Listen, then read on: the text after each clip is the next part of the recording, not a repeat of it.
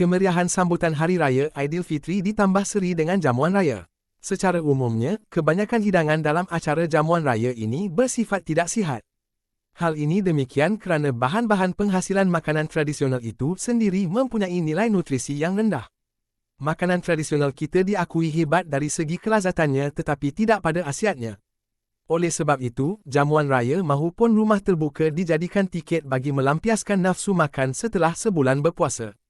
Istilah "makan macam nak mati" cukup sinonim dengan perangai rakyat Malaysia kerana kuantiti makanan yang diambil terlalu banyak sehingga melebihi keperluan nutrisi badan. Oleh itu, terdapat 3 cara untuk makan makanan yang bernutrisi sepanjang berkunjung-kunjungan di bulan Syawal ini. Pertama, utamakan raw food, bukan fast food. Raw food atau makanan mentah adalah makanan yang belum diproses atau dimasak dengan suhu yang tinggi. Contoh yang paling mudah seperti buah-buahan dan sayur-sayuran.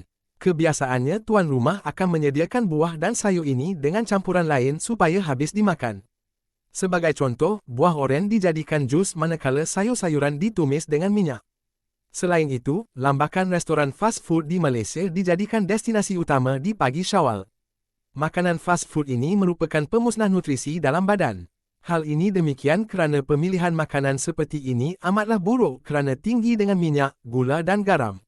Makanan raw food pula kaya dengan serat yang dapat membantu meningkatkan pencernaan kerana serat membantu membersihkan saluran pencernaan dan melancarkan gerakan usus. Kedua, maksimumkan kandungan air dalam badan. Air yang dimaksudkan di sini adalah air mineral atau umum dikenali sebagai air kosong. Setelah sebulan berpuasa, kadar air dalam badan berkurang. Menurut pakar nutrisi, setiap 20 kg berat badan memerlukan sekurang-kurangnya 1 liter air. Minum air sebelum makan dapat membantu mengurangi rasa lapar dan mencegah makan berlebihan. Walau bagaimanapun, realitinya berbeza apabila minuman yang dihidangkan di jamuan hari raya mempunyai variasi warna dan pilihan yang lebih mempesona. Bukan sahaja kandungan gula yang tinggi, bahkan bahan pewarna dan pengawet turut memberi kesan buruk dalam tubuh. Justeru, tuan rumah haruslah membaca label pada produk makanan dan minuman dengan hati-hati sebelum dihidangkan kepada tetamu.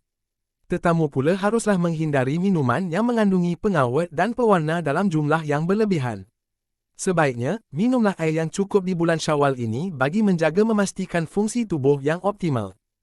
Ketiga, pilih makanan mengikut konsep piramid makanan. Perkara ini boleh dirujuk dalam piramid makanan yang disarankan oleh pihak kesihatan. Dalam piramid makanan tersebut, pembahagiannya memenuhi kadar nutrien yang diperlukan dalam badan. Selain kaedah ini, amalan suku-suku separuh turut dijadikan panduan dalam mengehatkan jumlah makanan dalam satu pinggan. Bagi pelaksanaan kaedah ini, sayur atau buah diisi separuh pinggan manakala jumlah nasi dan lauk seperti ayam, ikan dan daging suku daripada pinggan. Sekiranya konsep yang dinyatakan ini dihayati dan diaplikasikan dalam jamuan raya, sudah pasti slogan "makan macam nak mati" dapat dihindari. Penting juga untuk tuan rumah memahami konsep ini dan mengajak tetamu untuk sama-sama menjaga kesihatan di sepanjang bulan Syawal ini.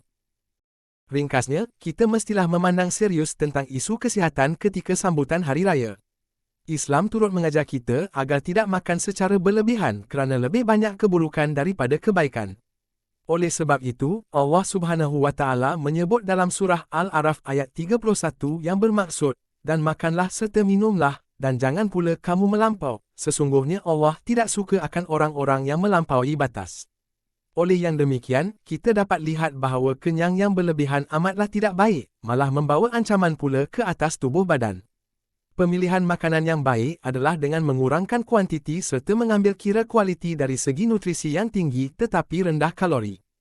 Oleh itu, sambutan Hari Raya akan lebih bermakna sekiranya pengambilan makanan bernutrisi menjadi keutamaan.